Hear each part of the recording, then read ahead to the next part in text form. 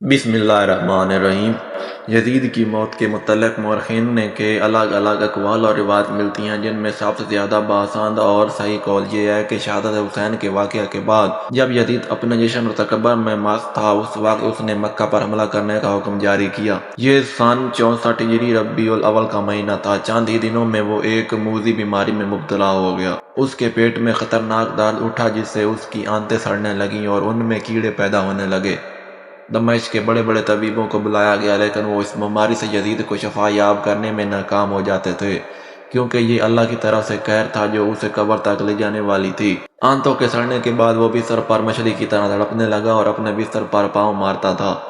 وہ رات رات بھر درد کے مارے چیختا اور اپنی تکلیف کی شدت سے جب چیخیں مارتا تو خنزیر کی طرح آوازیں نکلتی۔ اگر پانی پیتا تو حلق میں جا کر چھری چلنے سے جیسی تکلیف محسوس کرتا، اور نہ پیتا تو سینے میں آگ لگ جانے والی جلن محسوس کرتا۔ تاریخ کی کتابوں کے مطابق 15 ربیع الاول کے دن اسی حالت میں تڑپتے ہوئے وہ واصل جہنم ہوا۔ جب اس کے درباری اس کے قریب گئے تو یزید کی لاش سے بھیانک بدبو آنے لگی، جس سے لوگ دور بھاگنے لگے۔